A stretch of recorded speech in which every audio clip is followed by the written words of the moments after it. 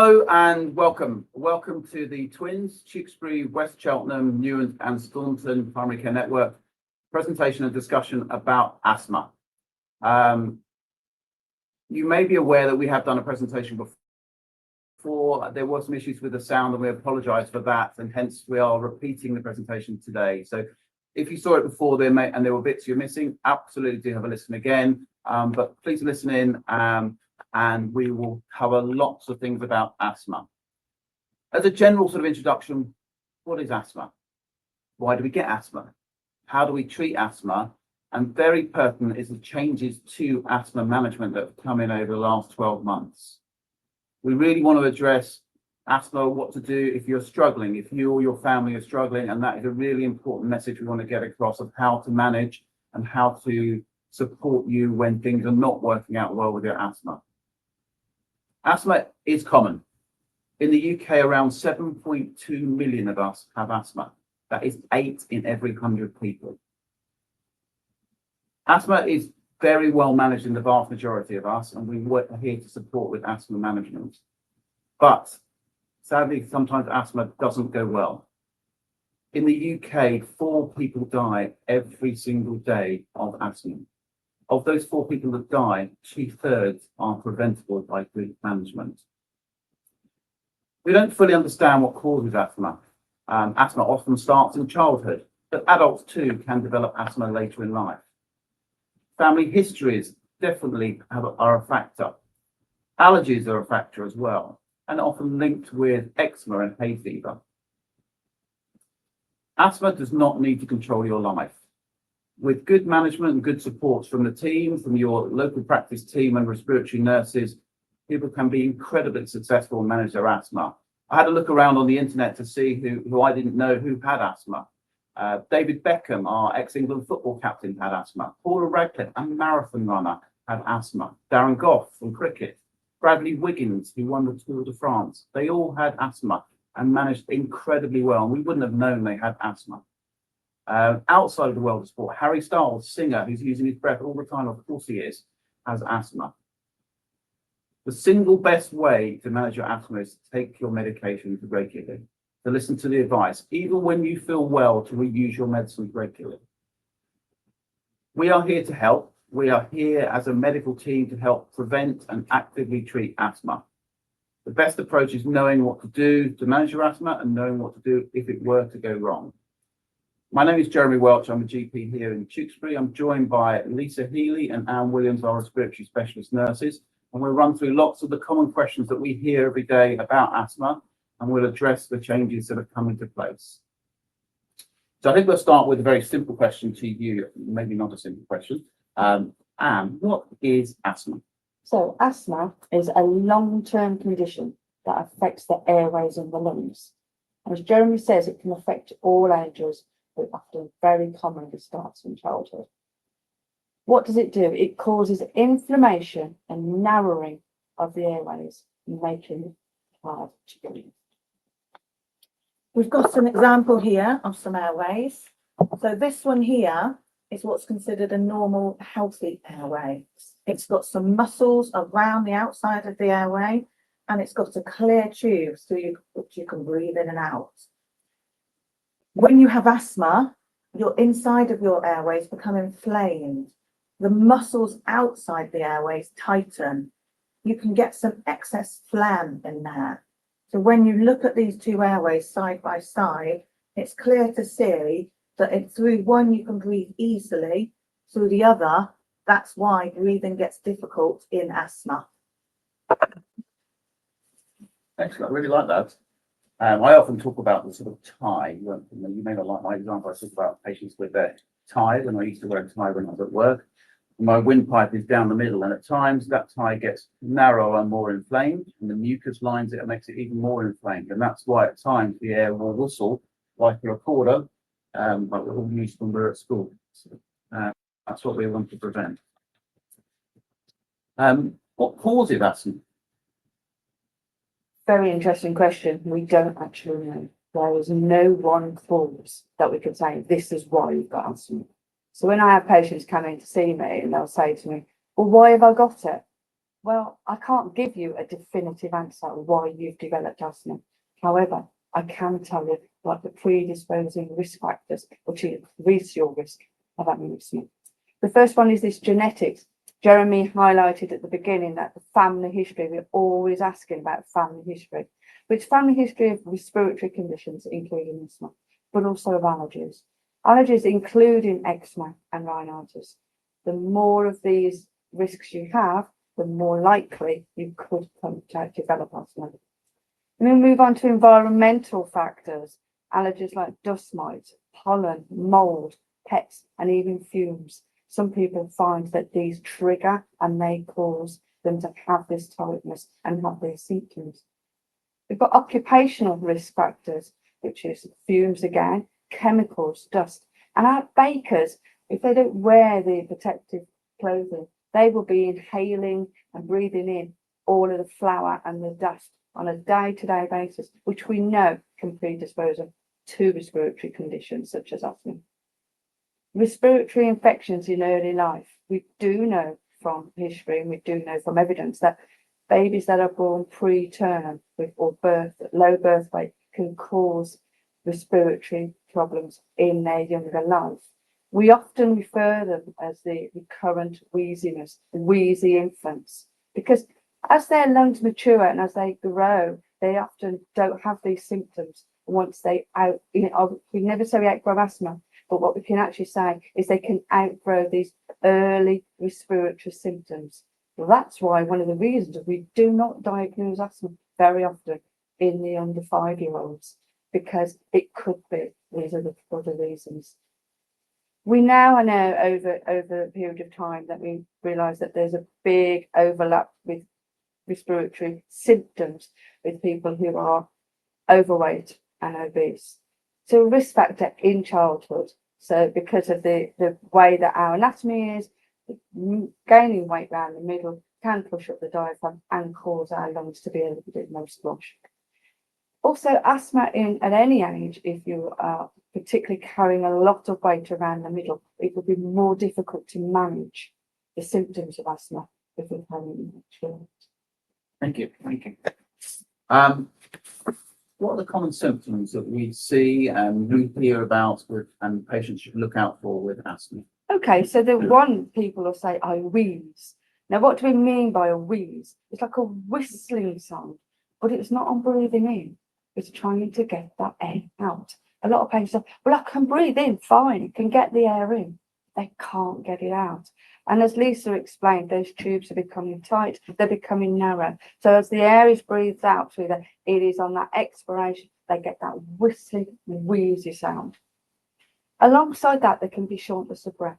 So they get short of breath. It's a different shortness of breath from with other conditions. This one is variable. It comes in waves. You don't have the shortness of breath all the time, but it's a symptom with the wheeze and the other symptoms combined together that causes them to be short of breath.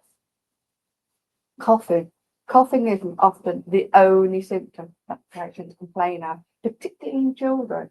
The parents will say, they've got this cough, and it can be what we call a diurnal cough.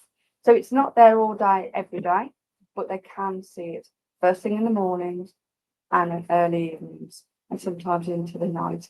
So the cough can be triggered by many different things, but it's usually, they'll say, it's every morning or it's every night. It's disturbing their sleep. It's disturbing what they can do. One common symptom that we actually find is where they complain of chest tightness. It's like they feel as though they're being squeezed. And again, that's because the airways are inflamed and they can't get the air out. So the chest feels tight. And again, it's one of those symptoms that comes in those, but it's a squeeze where they feel that actually I can't get any more air in or out because it feels too tight. It's back to the tubes we showed earlier on, and the muscular tubes are tight, and you just can't expand them because they're tight and inflamed. Thank you, Anne. Okay, so how do we diagnose? We've talked about some of the symptoms, so we can all get some of these symptoms every now and again with a cough and cold, or with our hay fever, but how do we diagnose asthma? The asthma diagnosis we are looking for, first of all, is taking that history from you, asking you all these questions about your symptoms and your family symptoms and your family history of other similar illnesses and your own history of other similar illnesses. And once we've got that picture of symptoms and history, we can start to put together a picture of whether we think you might have asthma. If we are thinking that you might have a high probability of asthma, we want to do some tests to confirm that diagnosis. And it's important to say that there are many different tests now, and there is no one single conclusive test. One of the most simplest tests we do now, which is quite new over the past few years, is looking at how much nitric oxide we blow out.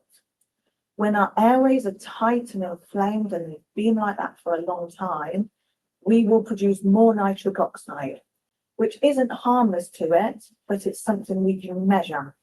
It's a handheld machine that literally you hold in your hand and you blow out through a thin tube. And if that measures high levels of nitric oxide, we can use that to make a confirmative diagnosis of asthma alongside your symptoms and your history. However, just because you don't blow a positive test on that doesn't mean you don't have asthma. Sometimes we need to do other tests as well. In addition, that pheno test can be high for other reasons. And so if we're going to get you to do a pheno test, we will ask you not to smoke for 2 hours beforehand if you are a smoker, and also not to eat foods that are rich in nitrates, such as spinach and green leafy vegetables, because they can have an effect on that test too. So what next?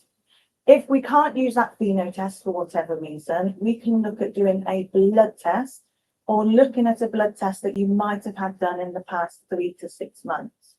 And in that blood test, we're looking for a certain type of blood cell that again is raised when your airways are inflamed. So that's another test we can use to confirm our suspected diagnosis. Not everyone's going to have a blood test, okay? No, definitely not. We use peak flow meter readings. So a peak flow meter looks a bit like this, and most people with asthma will have seen one and performed peak flow readings at some point. Again, a very simple test which just involves a quick, sharp blowout. And if we are using peak flow readings to diagnose asthma, we will ask you to do readings morning and evening for at least 2 weeks. And we are looking to see if there's any patterns in those readings. Sometimes you might be asked to use an inhaler after you've done some readings and then do some more readings 15 minutes later. And again, it's all about the patterns. We also have a more intensive lung function test called spirometry. This one is more intensive in that it involves you doing a lot more huffing and puffing. It takes a longer amount of time, but it's done here in the surgery, and it takes around about 45 minutes. As part of that test, again, we will get you to use an inhaler. So you will do some huffing and puffing, use an inhaler, wait 15 minutes before you do some more huffing and puffing. And we can look again for those patterns and to see if there's any improvement after you've used that inhaler to make that diagnosis. So with all of those things, we're looking to have a high suspicion that you might have asthma first before we use the test to confirm that. Finally, for children, especially young children in whom we can't do any of those tests mentioned already, we can do allergy testing, which is usually skin prick testing, and we are looking for evidence of a house dust mite allergy. So if we have those symptoms in children with a good history and a family history, and they are allergic to house dust mites, that can give us a positive diagnosis for asthma as well. So there's a whole host of tests to do. I'm sure we can find one to fit. And so much of it still comes back to that conversation that happened, isn't it? That's got to be the trigger. So we wouldn't recommend everyone just comes in for an asthma test. It is developing that sort of pattern of symptoms of the nocturnal at night cough, the wheeze, the getting a bit more short of breath than your mates, And that triggers a recurring pattern. Then we would look at examining you, taking a bit more of a history as well and understanding the family history, and then we would guide our tests. Our respiratory specialist nurses would guide the tests to where we go next. And so it's not a single one fits all. So do bear with us, but it absolutely, we want that pattern for you to trigger a review appointment and to ask for help. Equally, if it is inconclusive, we have got our second referral specialists that we can refer on to if we feel that actually we're not 100% sure or our probability isn't high. So we talked about the common symptoms. We've talked about how we diagnose it. We'll talk a little bit. We did touch on some of the triggers, but I think it'd just be good to go over the triggers again. Okay, so what will trigger me might not trigger Lisa and might not trigger you, Jeremy. Basically, the triggers are often pertinent to the person, like allergies. Yeah. So the first thing is allergies that can actually, trigger symptoms more often than not. This time of year in the summer, we know that hay fever, and when it says on the weather channels, it says pollen high tonight, pollen high today. Watch out! Make sure you've got your treatment. That is an indication for those people that do have hay fever and allergies that flare up and exacerbate their asthma to actually take note. It is actually, I need to make sure I'm maximising my treatment for my hay fever, so I am there effectively aware of my trigger and managing it before it becomes a big issue. It's actually more easier to do these days than having to go and make an appointment at the GP practice, because we have got our pharmacies and they're pharmacy first. They are absolutely perfect example of where we can get treatment and max out our treatment is for our hay fever and our allergies. Our little pets, another common allergy, particularly in younger children, if they're starting to sneeze and wheeze and you're thinking, what is it? Have a look around your home. Is it the little furry animals you've just introduced into your home? Is it they've spent the night at their friend's house and there's got cats and dogs? It could well be that. Sadly, we know over the last few years that we found that mould and damp is exacerbating some children. And we know on the news that there's been some tragic cases where they've been in inappropriate housing. So again, mould and how to manage it. Dust mites, as Lisa said, we can do specific tests for that because it can trigger. I mentioned the weather before. Now, cold air can actually trigger that hyper-responsiveness in the airways in any respiratory condition, including asthma. So if you go out in the morning, particularly a frosty morning, it's really cold, and you take that big deep breath in, that cold can effectively take your breath away. And what we actually find is that we can't say don't go out in cold air, but there are simple things we can do, like wearing a scarf, not around your neck, but just loosely across your mouth and nose. Because then as you're breathing in the air, you're warming it up before it triggers and hits. The sudden weather changes, the atmospheric changes, which we often find that people complain of when they know there's thunder in the air. I know there's thunder and the storm coming. I know we're going to have that because I know I could feel my asthma changing, and they're aware of that. Some people only get asthma symptoms triggered by exercise. Now, exercise is so important in life, and from history we know that people used to find with asthma that they would avoid exercise. We know now that is definitely not what we should be doing. In fact, we should be promoting exercise. So we're building up the resilience, we're building up our fitness overall to deal with things. However, it is in accordance with your asthma plan and making sure we've got you on enough treatment at the right time so that you can exercise. Smoking and air pollution. Smoking, we know that we've been trying for decades now to say actually it's harmful. But we also know that we found that we've been switching to vaping, and vaping, okay, it is better than smoking. But we also know now that in a very short period of time that we should only be using the vaping as a stopgap to get off the cigarettes, to reduce everything. It wasn't meant to be a long-term solution. And in our youngsters, we know it's becoming quite trendy to actually be vaping. They've never smoked. They'll never be able to smoke. Fingers crossed, you know, with the changes in the law. But with vaping, it's now becoming trendy. We do not know what damage that is going to be done long term. So if the youngsters are there, try and promote saying, actually, this can affect your respiratory illness, such as your asthma. Air pollution. Small towns, we know as we come through, avoiding the times of, if it's possible, the rush hour in the morning, going through the towns, coming through in the evening, but also finds that the what did we say, Lisa? You're avoiding the Key pollution times such as school runs. So my children are grown, don't have that anymore, but Lisa's still got younger children, so we know around the schools there's a load of cars. There's a load of pollution coming out. And idling cars as well, right often. So stress and strong emotions. Sadly, we do know some people are triggered by laughter. Right? Laughter's good for the soul. So we're just going to find ways of managing that for people. And with the right appropriate treatment, we shouldn't be being able to avoid laughter. And finally, respiratory illnesses. Like everybody else, we can get coughs and colds, we can get the flu, we can get viruses, whether they're viral or bacterial. These can actually trigger a change in our asthma symptoms. I like your story about the ice cream. Yes, absolutely. Cold food. We did have someone after on our Facebook Live whether certain foods can trigger symptoms. And yes, they can for some people. They will be their allergen, they will be their trigger. And very, very cold ice cream can sometimes cause my asthma to flare up, and I will cough a lot.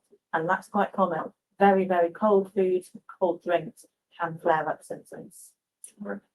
Thank you. Okay, so we've covered a lot of stuff about where asthma comes from, how we know or prick our ears that we may have asthma and how we may test for it. Now we're going to enter into the world and discussion about how we treat it. And so I'm going to turn to Lisa to talk through the treatments and an awareness of everyone that the treatments have changed, and we will talk about some new regimes. So Lisa, over to you. My key take-home message for asthma treatment is that if you have asthma, you should not just have a blue inhaler on its own. Anyone who has just a blue inhaler to treat their symptoms is doing only that. You are treating your symptoms when they are coming, but you're not treating that underlying inflammation, which is the cause of your symptoms. So we need to make sure that we're always treating the underlying inflammation as well as giving you symptom relief.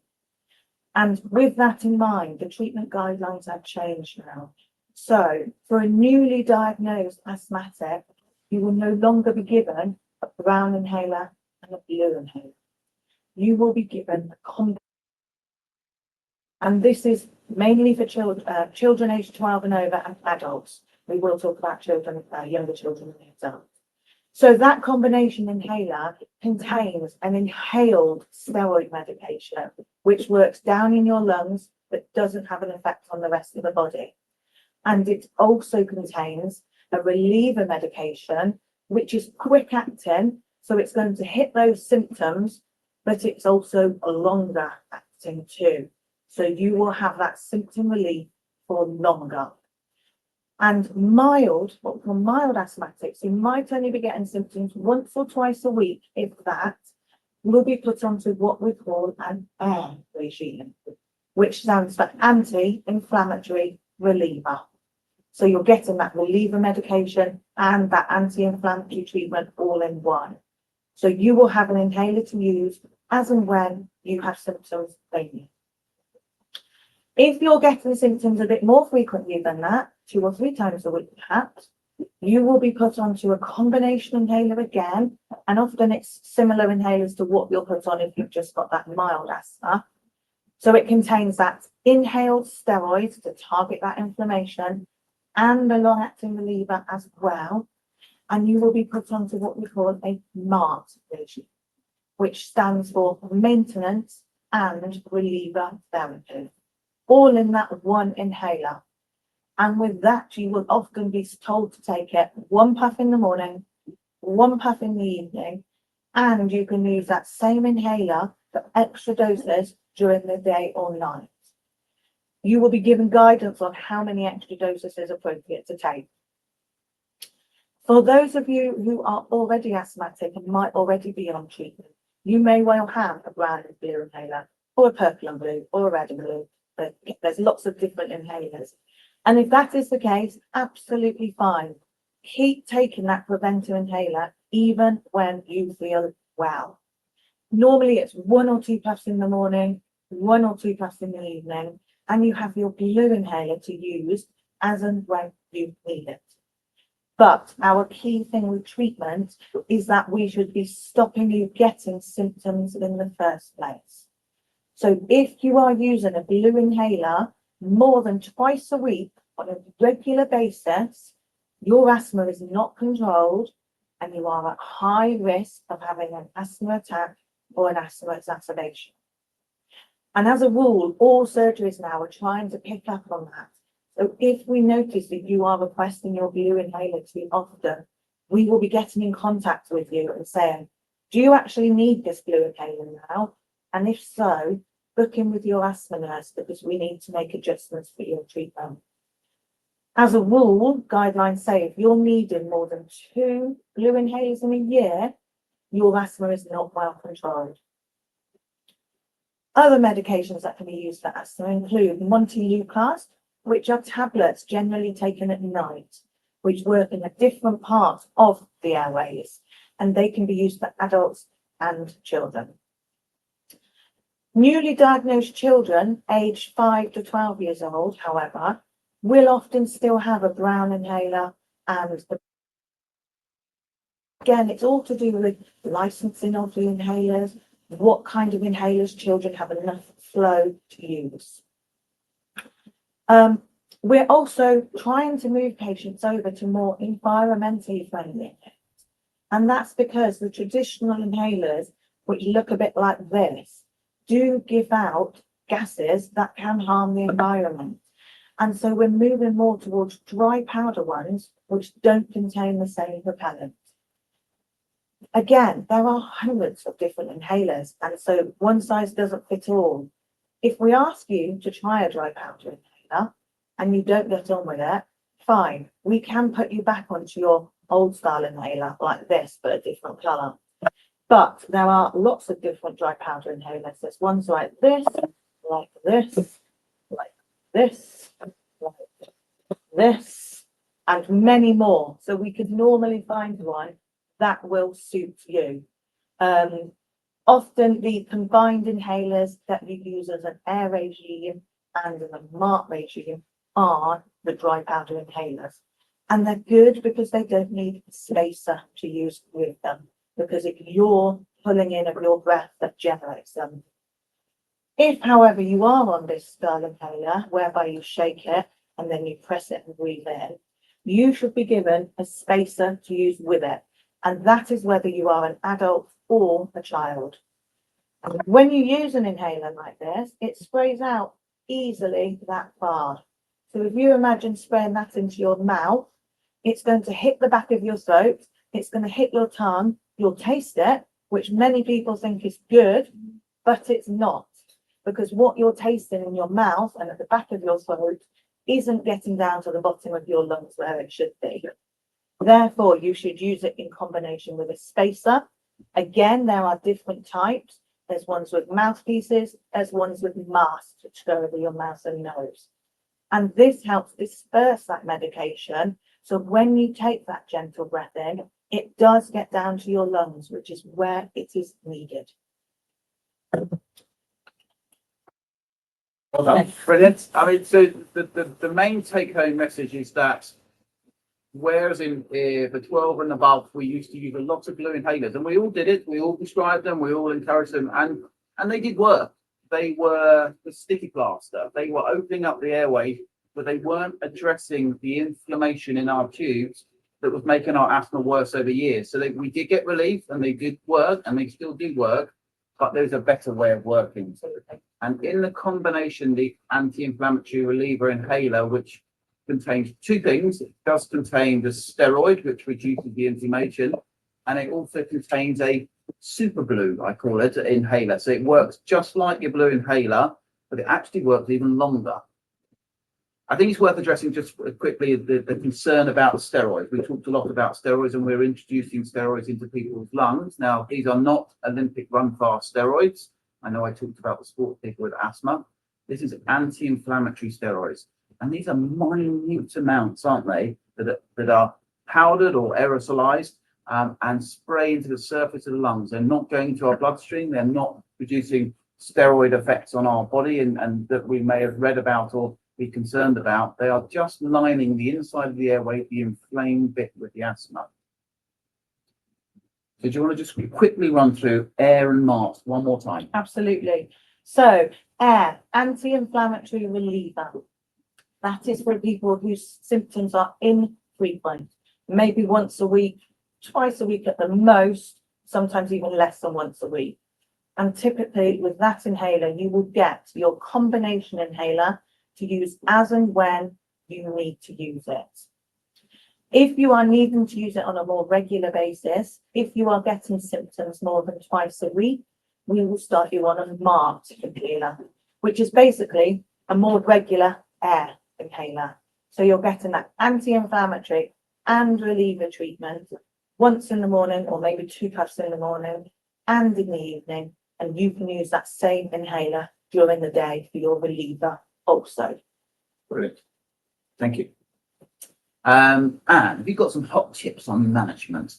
Hot tips. Okay, so we've covered quite a lot of it as we've gone through. The first one is trying to know your body, know what your triggers are, and we can't always avoid them. I mean, particularly, I've talked about hay fever, but unless we close all the doors, close all our windows, and don't go outside for 3 months, you know, we can't avoid pollen. We can't avoid the trees and everything else. Those triggers that get us. And the ice cream. And the ice cream. We could avoid ice cream, but how sad is that? However, and knowing those triggers allows us to manage them. So avoid if we can, but also manage them if we can't. Stick to your treatment plan. Lisa will go through a treatment plan in a moment, but stick to it. If you are on the air, that's absolutely great. You use it, but if you're finding you're using it every day, then you know that's when to seek attention. To say, actually, you told me I'm used to use this 2 to 3 times a week. I'm actually using it much more. That's when we need to make a change to the treatment plan. And that change may come of one of 2 ways. It may be when we're dispensing medications you're ordering, we note that you're ordering quite frequently and think, are you losing them or are you needing more? But also ring and ask for an appointment with a respiratory specialist nurse, because thinking, hang on, I am using them a bit regularly. I was on this air anti-inflammatory reliever, but actually I think we might need to step up. Absolutely, indeed. And as Lisa says, with the aero chain, with the MDI, this type of inhaler, it's really important that we use the spacer. We've talked a lot about making sure that we're getting our medication. You're not getting enough with this on its own. You really do need to use your spacer. And swill your mouth after your inhalers. Some people say, oh, they get a funny throat or they get a funny feeling.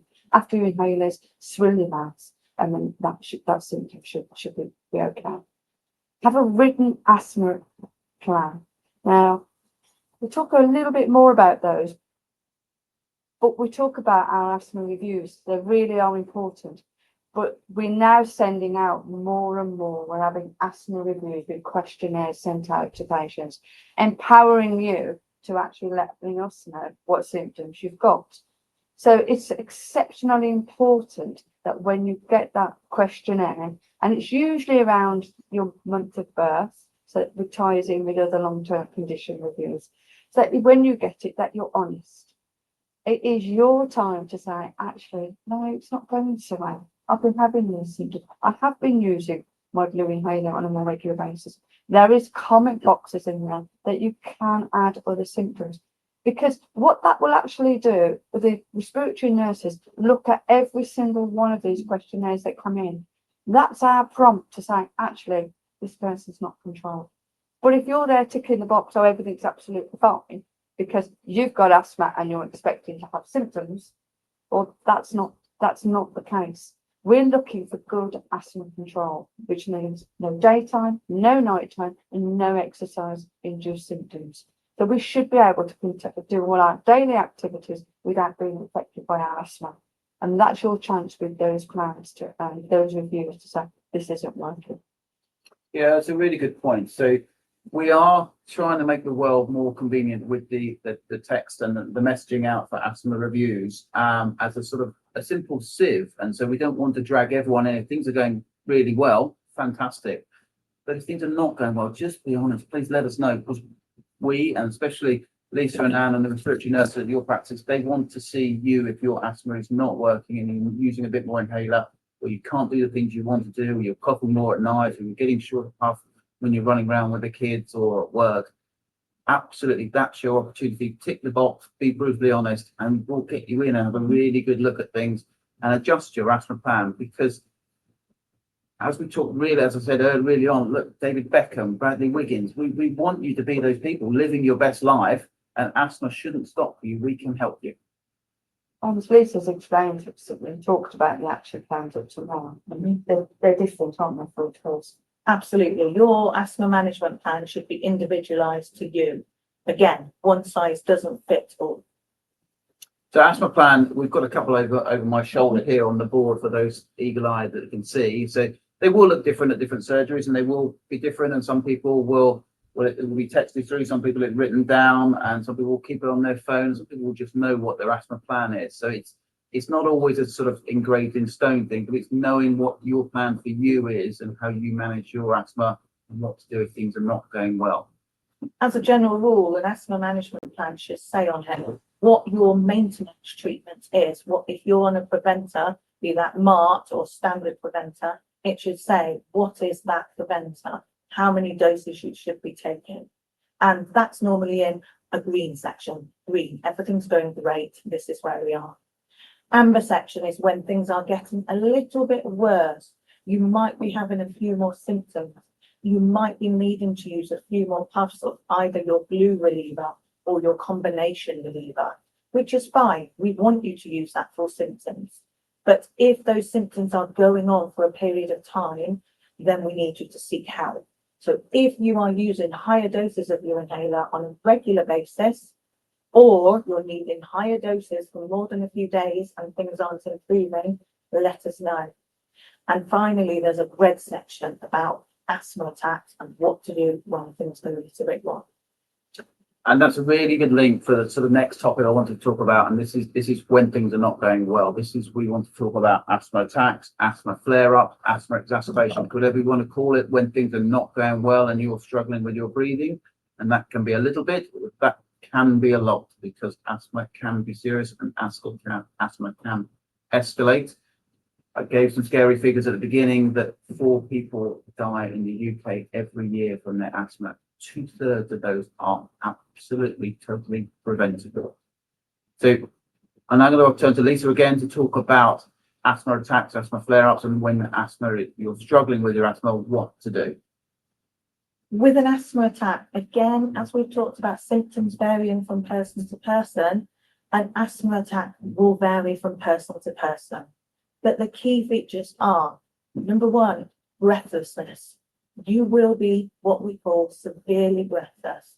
And by that, I mean, you would not be able to talk in a full sentence without stopping.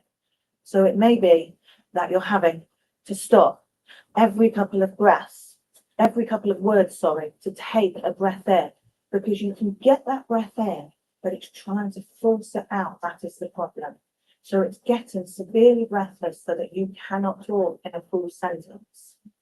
You might be noticing that your breathlessness means you're limited on what you can do. So you might not be able to get up and walk to the kitchen to find your asthma self-management plan.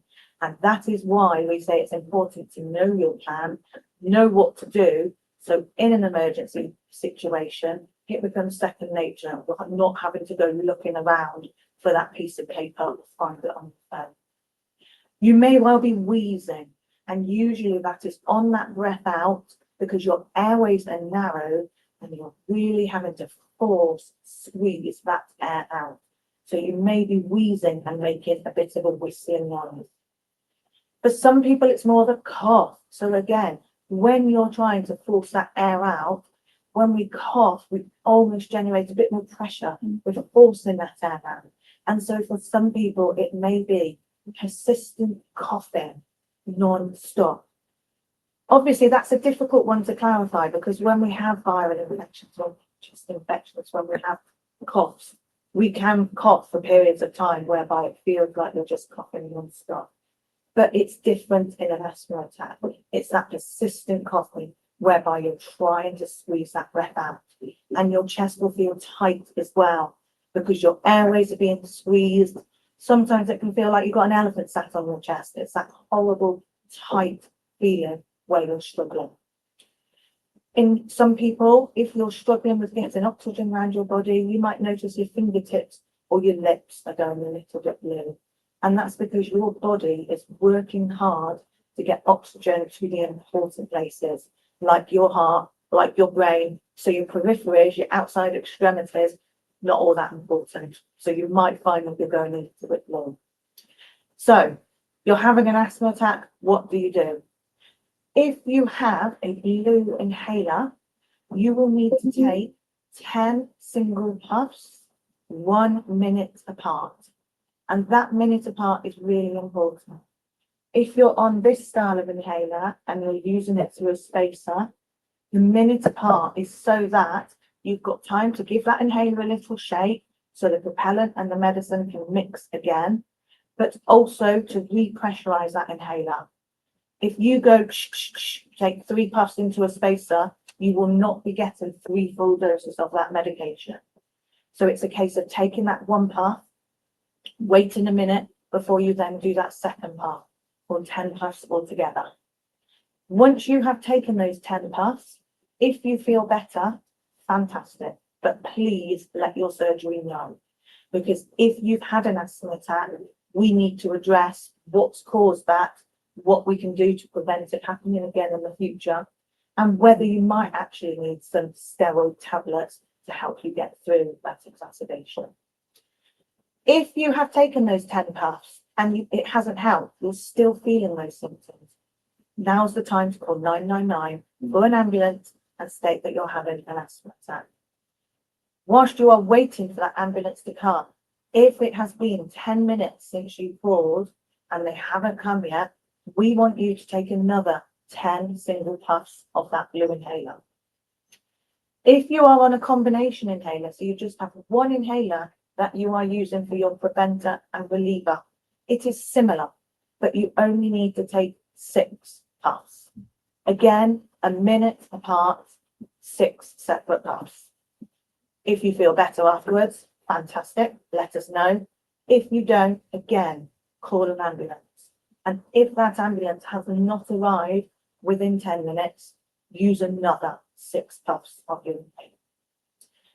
It may be that you are taken to hospital because of your asthma and you need some treatment in hospital. And if that happens, again, please do let your surgery know. We are usually informed by the hospital that you've been in, but these letters, these information can take weeks, sometimes longer to get to us. And like I've said, we want to address what has caused that asthma problem. So if you have an asthma attack, we should be following you up within a few days to see how you are and make sure that we have got your underlying treatment as best as it can be. So we give you, and you have lots of weapons at home to treat your asthma. When it flares up, when it's asthma attack, when it's an asthma exacerbation, it is potentially scary, but you have some brilliant weapons at home. Please don't be scared of using the bigger amounts that Lisa's just talked about using, if you do have your blue inhaler, and I know we've talked about that it is being phased out in certain areas, but if you do still have your blue inhaler, you can use 10 puffs. That's absolutely fine to use. That would be, if you call an ambulance, exactly what they would give you as well. So you've got those weapons to treat your asthma attack. If you've got the new anti-inflammatory, the steroid and the long-acting super blue inhaler mixed together, use your 6 puffs. Don't be scared of it. It is there. It works brilliantly in most cases. Not every case, and we've given the escalation plan that if it hasn't worked and given you any relief, then that's when you're calling for help, and potentially you can re-administer that same regime again. Right, let's talk about living well with asthma. Right, living well, what does it actually mean? It's all the things we've talked about, okay? First of all, that asthma is manageable with the right care. Most people can live full, active lives. They should not be restricted in what they can do in terms of activities, their exercise. It is actually knowing you can go to bed to go to sleep without fear of waking up coughing, wheezing, or short of breath. Exercise is encouraged, absolutely encouraged, right from when you're little all the way through into adult life, but senior life. The more that we can actually keep ourselves fit and active and healthy, the better we can deal with any of our conditions, including asthma. Keep your home well ventilated. We know that it can reduce dust and mold exposure. It can actually, help get the air through our homes and reduce the triggers that can be in these damp houses and stuff. Get the air in. And along with that, we talked about heating at night time. Absolutely. We did find the Met Office a few years ago did a study on the cold and what happened in respiratory conditions and also cardiac conditions. And if the temperature drops unexpectedly, we know that that can actually trigger symptoms. But it's that unexpected, the big spikes that we don't expect. We also know that if your bedroom is too cold at night and you are finding it causing you to have symptoms, just think about turning it up just a notch. Stop smoking. That goes without saying these days. Monitor your weight. Underweight is also an issue because you don't have the energy to do all the activities that you want. You don't have the energy or the resilience when you do get flare-ups. So it's good to try and maintain an average weight if we can. And basically know your triggers, respond to them as best you possibly can, and seek help very, very, very early if things are not. Brilliant. So we've covered a lot of ground today. We've covered what is asthma, why do we get asthma, how do we treat asthma. We've talked about the recent changes. We've talked about what to do if you're struggling. The big message is asthma is incredibly manageable. There have been some changes to the regime, and that is a good thing that we are learning, and the scientists and the respiratory specialists, nurses and consultants are learning and adapting, and we're moving more to the anti-inflammatories with a steroid base to reduce the driver, the inflammation in your chest for your asthma. But asthma is very manageable. Please follow the guidance, follow what you're advised by your specialist nurses in your practice. Every practice will have a respiratory specialist nurse.